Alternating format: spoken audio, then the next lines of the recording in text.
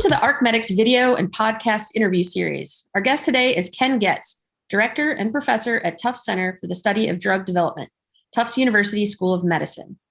Can you tell the audience a little bit about your background, Ken? Sure, and thank you so much for having me today. So I am the director of the Tufts Center for the Study of Drug Development at the Tufts University School of Medicine. And we're an academic group, an independent group that gathers macro level data that describes drug development practices and trends, the impact of new regulation and other factors that might be challenging drug development performance and efficiency and economics. And we routinely publish the results of our work to really help inform professionals in the drug development enterprise. Yeah, absolutely. I've been a consumer of this information much of my career, so I'm really excited to have the opportunity to talk with you today. And the timing is great because the latest 2020 data is out on protocol design complexity. So I was hoping that you would share with all of us the top high-level takeaways, before we get into their impact and the details. The high-level findings won't really surprise your listeners. And the reason I say that is because in the 20 years we've been gathering this data, we've been monitoring the same consistent trend, which is that looking at nearly every variable that characterizes protocol design today, the complexity is rising. So with very few exceptions, we see scientific complexity, the number of endpoints, the number of procedures that support the endpoints, all of those are rising. If we look at the types of endpoints, the area that's growing the most are the tertiary and exploratory, what we call the non-core endpoints. And then nearly every executional variable, like the number of countries, the number of sites, the number of visits per patient, and perhaps most notably, the volume of data that we're collecting has just grown dramatically. And so this latest study, I think, will surprise people in how much complexity has continued to rise. Yeah, I mean, that flies almost counter to everything I call it raised on, because I've been in clinical trial research now for, I guess we're coming up on 25 years. And it was always keep it simple, only collect what you need, find the answer quickly and get out. So it sounds like we've moved away from that a little bit. It's, I used to get asked the question, knowing what we know about the relationship between complexity and performance, that adverse or that inverse relationship. Why don't we see more protocol simplification? And I don't even ask that question anymore myself. Having been gathering this data for 20 years, what I ask now is, how do we better manage complexity?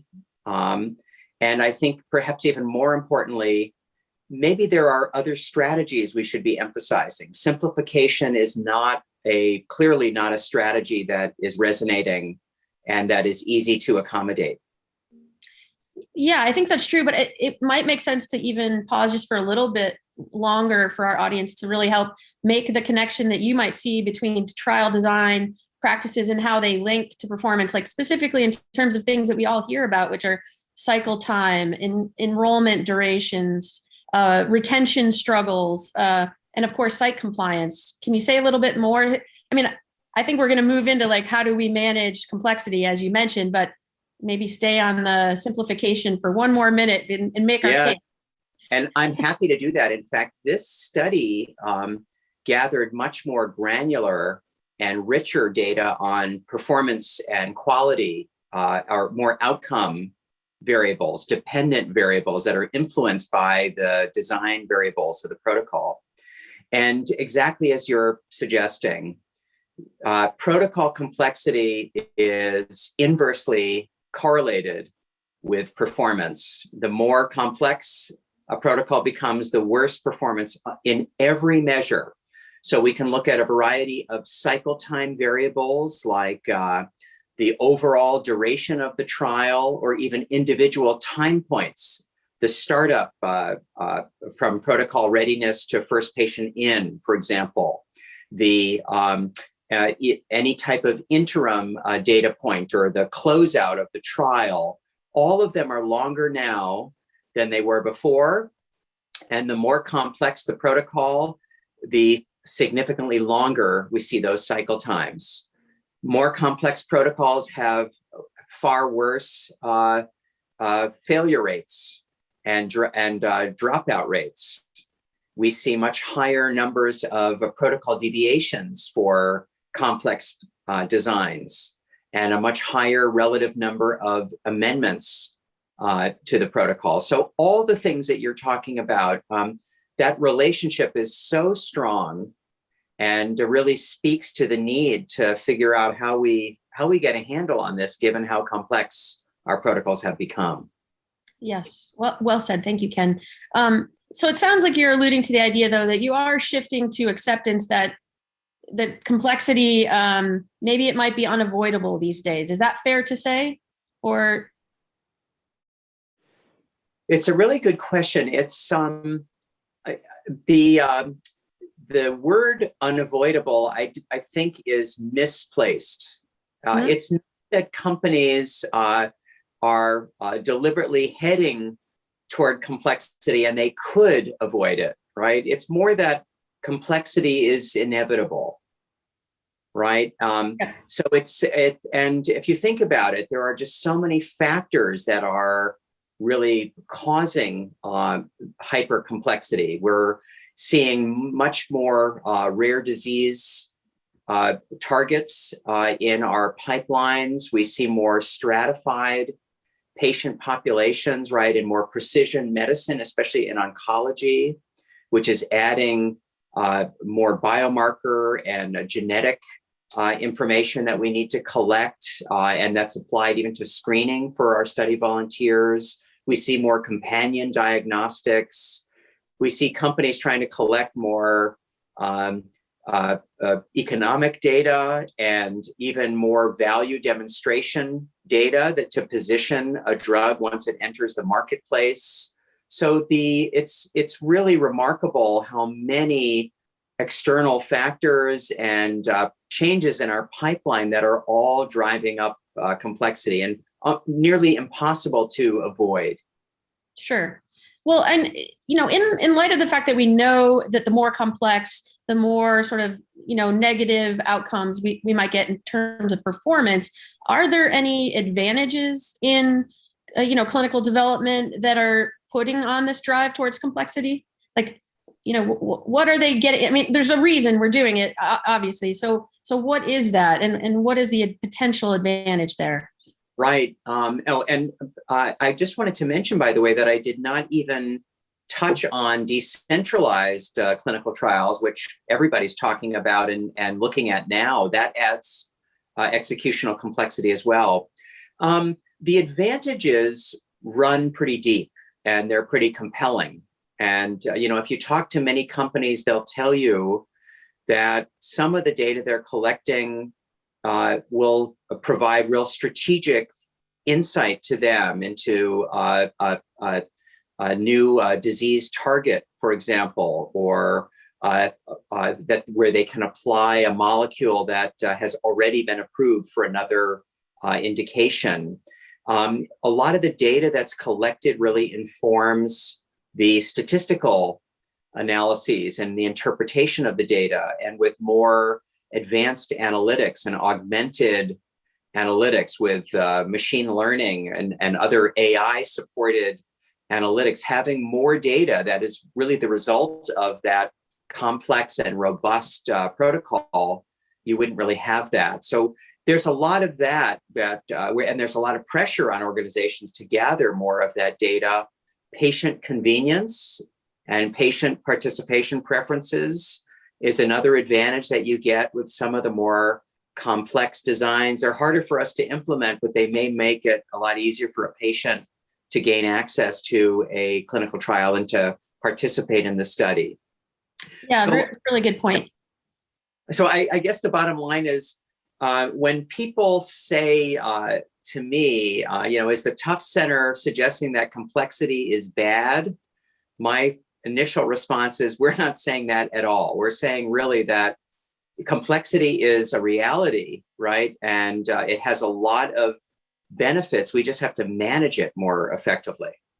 Yeah, I think you make a really great point on, certainly we all hear the buzz around, patient centric and reducing burden and sustaining engagement throughout the trial so we don't lose so many patients. But with that comes this much more distributed model, data from all different sources, lots and lots of more volume data. And then, like you mentioned, we have the tools to manage that data. It just operationally and logistically, I think, is still a real challenge. What do you see the role of the regulatory agencies here? Do they have any incentive to try to tamp down the complexity of protocols? They do. They have a lot of incentives. For 2 decades, the FDA has often complained that they're inundated with far more data from each submission than is really necessary. And that creates tremendous work burden for them. And it's very, very labor intensive activity and time intensive activity. So I think the agency has also often felt that a lot of the data that's being collected creates noise and might even detract from the core data elements. And there's been papers in the literature that show that the more data we collect, often the sloppier our analysis, right? That somehow we're so overwhelmed by all the data that we don't spend enough time on the data that really mattered. We get distracted. And we've done studies that show a little bit of that. We have a really bizarre behavior in our industry. It probably is in other industries as well. When we collect data, we feel compelled to report the data we collect. Mm-hmm. So even non-essential data makes it into the clinical study report. And if it doesn't make it into the narrative, it appears in a table or a listing. So we find creative ways to pack in as much data as we can.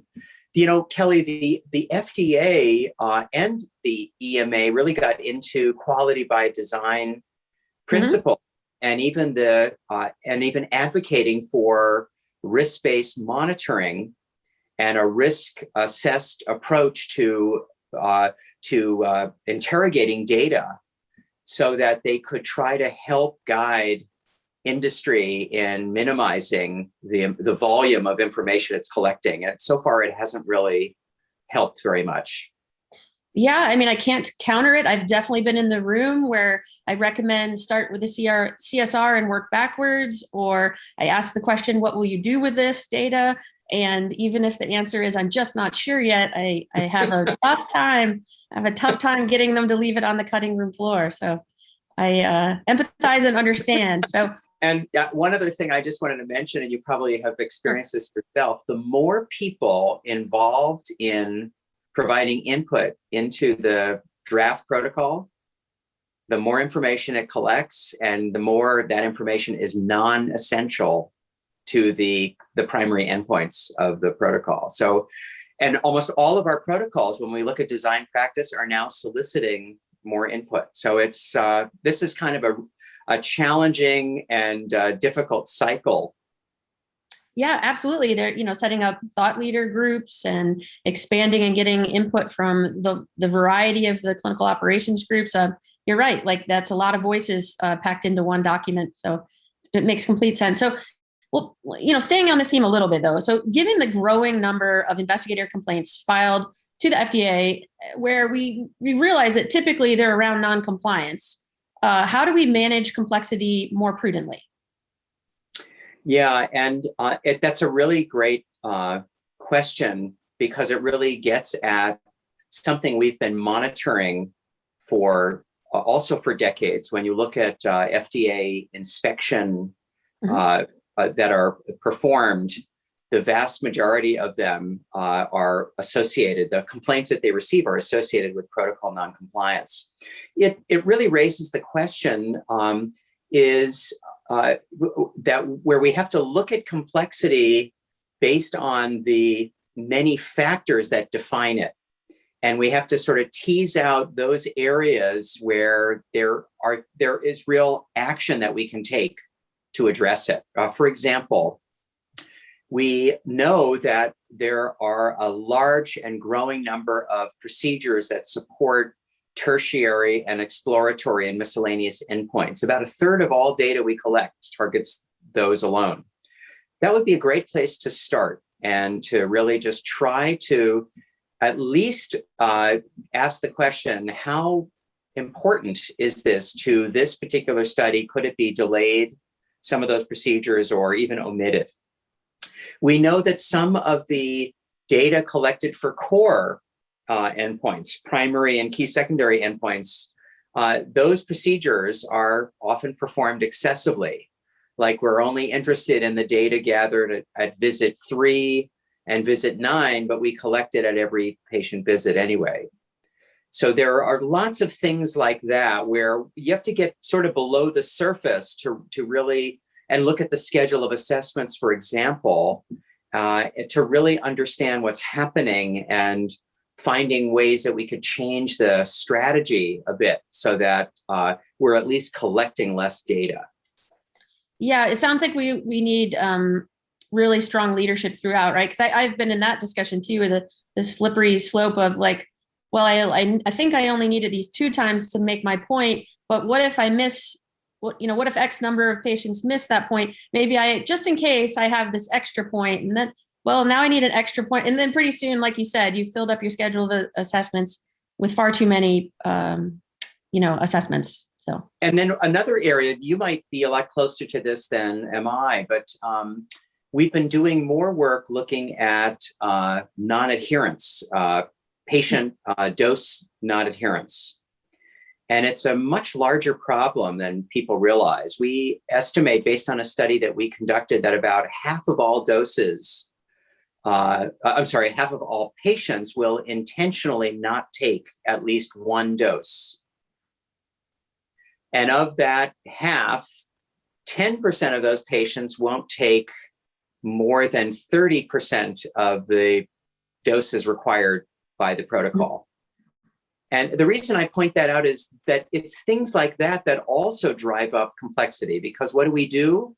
What most sponsors do to account for non-adherence is they increase the number of patients, they increase the number of sites that they'll engage, usually involve more countries, and all of that has a direct cost associated with it. And as we run up that executional complexity, we face additional challenges. So I guess what I'm saying is, when we start to look at the underlying drivers of so many of the protocol decisions that we make, the design decisions, there's a lot of opportunity there.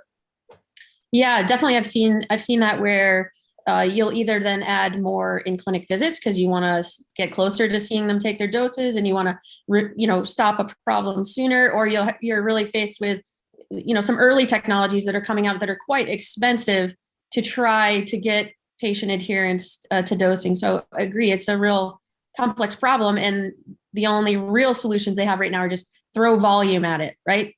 Throw volume of patients, volume of data, volume of sites. So yeah, all good points. So then we got to start leaning towards, how do we start optimizing, right? And how do we start maybe improving? So what kinds of things, and you've alluded to it a little bit as you're starting to think about the protocol and the schedule of assessments, but maybe lay out, like, what can we do before the trial has even started to try to, optimize our opportunities and manage this complexity? That's really the area where I go as well, of trying to sort of figure out, are there actionable ways that we can address the design of the protocol? And then, as I alluded to at the beginning, I'm also leaning toward, are there new ways to manage the potential challenges that are introduced by a complex protocol? Because they're all complex today. Yeah. So, historically, the feasibility review committee looked like a really great idea. And if you looked at the top 50 largest pharma companies, easily half of them had created a new governance mechanism that would internally look at a draft protocol and challenge the feasibility of executing that protocol. And they would go out to the clinical team and the protocol authors and ask them to justify why certain decisions had been made and would raise their awareness of the economic impact of adding another procedure, for example, or the anticipated increase in time that it would take to execute that protocol. Those feasibility committees were getting some pretty good traction, and then they started to lose their leverage.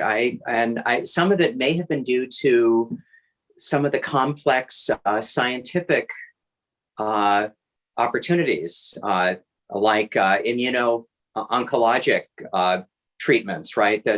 We started to see very, very advanced scientific approaches that were requiring more sophisticated and complex designs as well. We saw the introduction of more personalized medicine. Mm-hmm. So the feasibility committee has largely been decentralized. We don't really see them anymore. And now what we see is a growing role for patient-engaged drug development activity. So the use of like a patient advisory board, mm-hmm. or site advisory board, that was something you mentioned, where companies are increasingly turning to external experts, and the greatest expert of all is the person living with the burden of disease, who can really talk about. And that's where we're seeing companies making really big strides today, getting that and incorporating that patient input into the design before it's been finalized.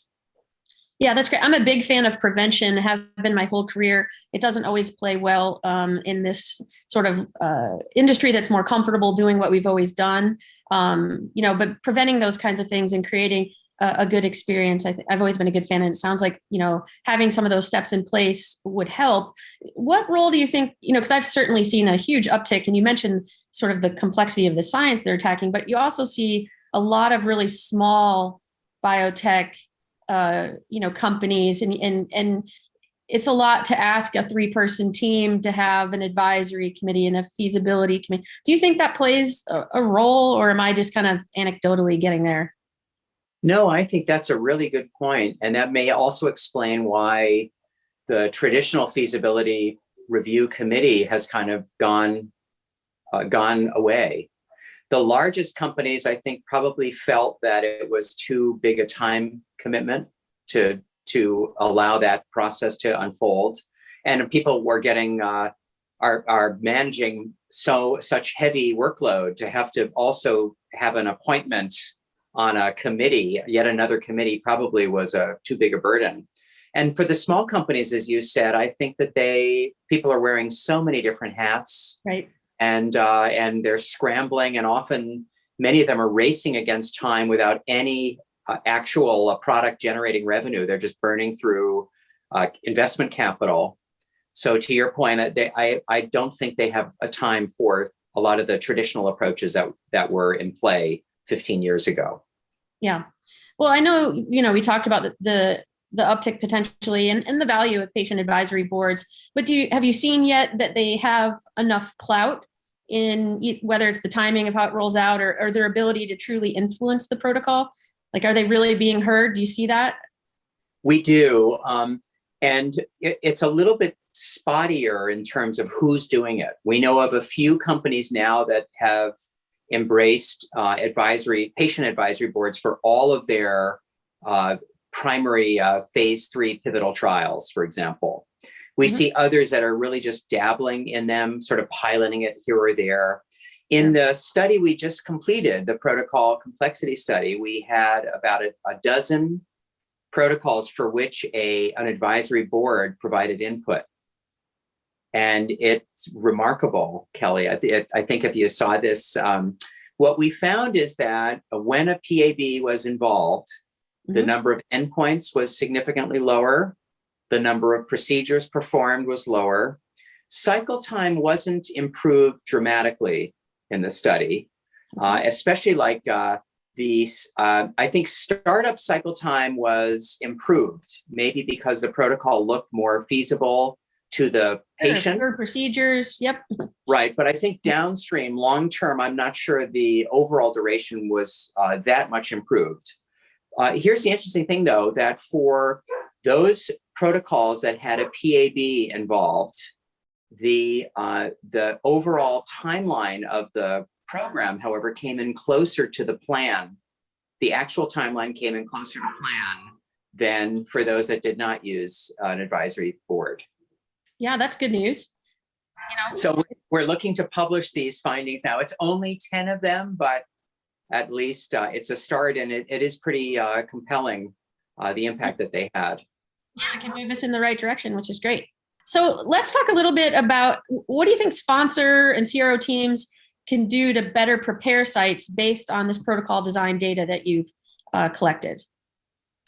That is such an interesting question, because I almost feel like it's the other way around. It should be the sites that should be preparing the sponsors. So I definitely think that sharing the insight into the impact that the protocol has on performance is important for sites to know. But we have to almost go in the opposite direction. There's so much the sites can teach sponsors about the challenges that they face in executing the designs of these studies. And the volume of protocol deviations now is just so remarkable.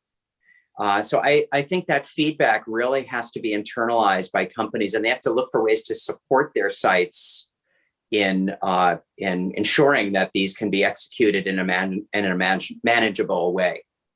Yeah, sure. I've absolutely been on studies where we're collecting a whole bunch of deviations, but really the understanding that we have is that data or that way of collecting data at that site isn't available. So it's like you're holding them to a deviation when they're really telling you, I can't do it that way. I couldn't have done it that way. And it's sort of like, how do we get that information in a non-reactionary way? Like, we've already got a patient and we're already collecting the data, and now we realize we have this gap.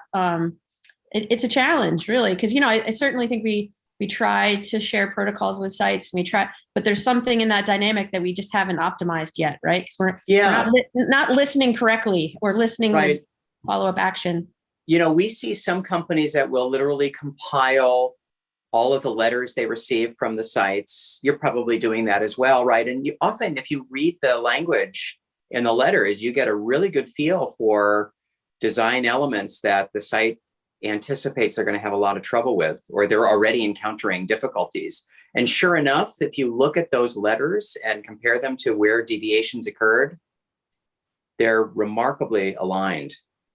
Yeah, another thing I'll look at is, and it's in my data, maybe nerdiness, is I will take the giant query data set after a study and mine all of the query responses from sites and find themes where you get to their frustration points and to the places where they just didn't have that available. And if you layer that with protocol deviations and then feed that back into your study design, you could see some real improvements. But I guess that just hasn't really taken off, right? Like, that's not the norm. You need to publish that experience, even as a case study, but that's such an important feedback mechanism. I don't know of other organizations that are really doing that or routinely doing that.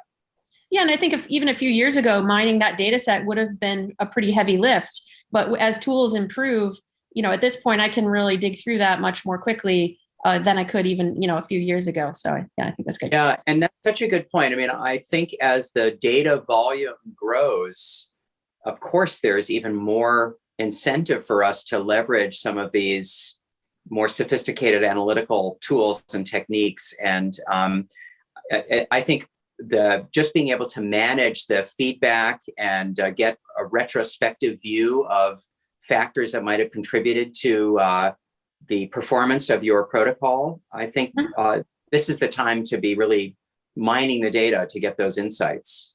Yeah, absolutely. We agree. So let's shift into protocol amendments. We really, I've certainly experienced studies that run pretty smoothly, but also studies that really have, a fair number of amendments. On one hand, they maybe improve the design, right? You learn quickly that you didn't have something right and you need to make a change, but they can also be really disruptive, use up resources, challenge technology platforms. So maybe talk about what you see in the data and how do we find a right balance, or is there one? Yeah, it's and amendments is one of those areas everybody has a painful story right. to tell about them. And often people talk about the amendment as the problem. The amendment is a solution to an underlying problem, as you know. Yes. So obviously some of it really relates to the things we've been talking about, getting that input early, sort of pre-planning, anticipating where you think you're going to have troubles with the execution. And the number one reason we amend is to relax the eligibility criteria, right? That's the other thing.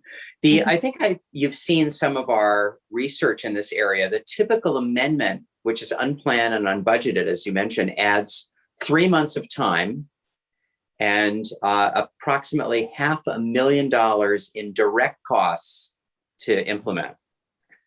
We think it's probably 2 to 3 times that number if you include all of the indirect costs that are associated with that. So it's incredibly costly and is probably one of the big drivers of a lot of the increases in cycle times that we've been seeing for so many years.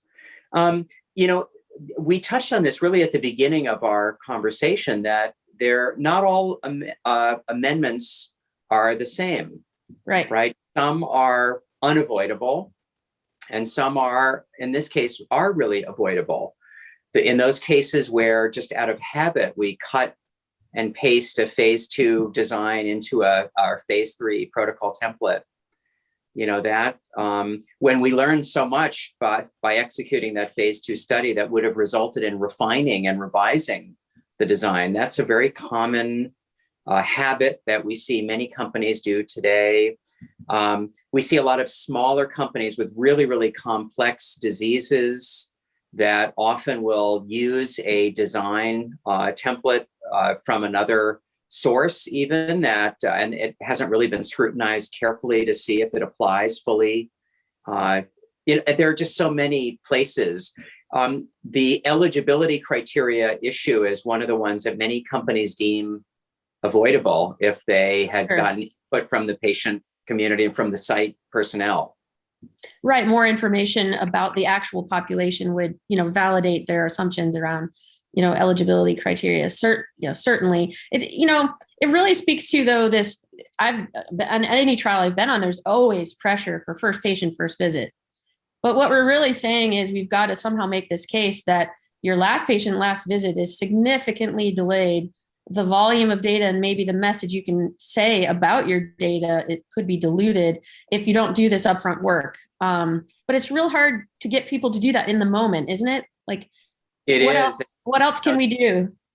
That's been the mantra for, I want to say, more than a decade. Right? Let's stop looking at first patient in and let's look at the last patient in as our primary focal point. We found in our most recent study on protocol amendments that 40% of them occur before the first patient has even received the first dose. So many saw that and said that's just a clear indication that in our race and in our haste to get it out into the clinic, right, we didn't spend enough time really changing the design to see if it was feasible. Each of these things you say, I want to push back and be like, no, Ken, that's not happening out there. But every single one of them, I can tell you, I have absolutely been on a trial that has had that happen, where we've done multiple protocol deviations before we've even enrolled a subject. So I keep thinking when you said, oh, I'm going to no, he's not right. But I absolutely have had all of these things occur. So I cannot push back. So as we look out into the future, where do we stand? Do we think protocol design is going to continue to increase in complexity? We do. We think at this point, as we were saying right at the outset, focusing on simplification of the design of a study was probably not the right goal.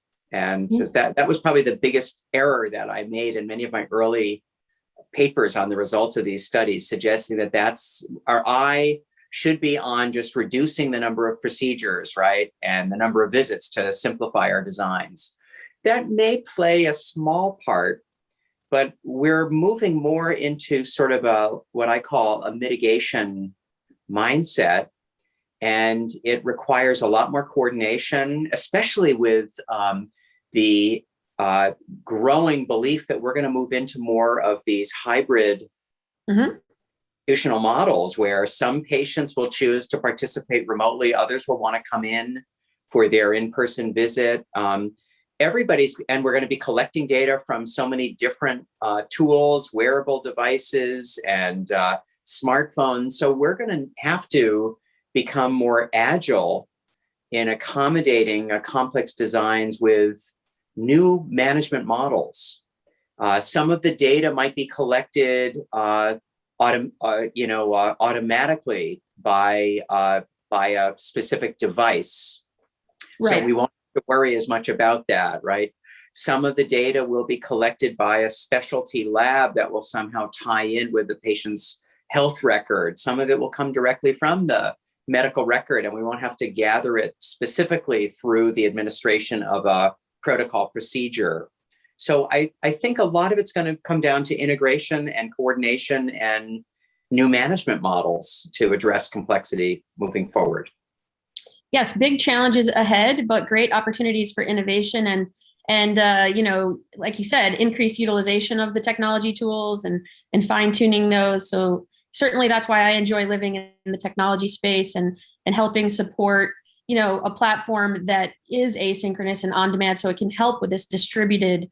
Decentralization is also distributed, right? That means the reach that we have to have in order to have reasonable oversight has just, quadrupled as we move into these hybrid and decentralized studies. So it's such a good point. And I don't think that the people who are authoring our protocols really have a full grasp of all of these distributed models and technologies and practices supporting them. To your point, I think we really have to learn. We have to, as a clinical team or as a protocol author, be much more expansive in our understanding of the wide variety of models that are being brought to support the execution of a protocol today.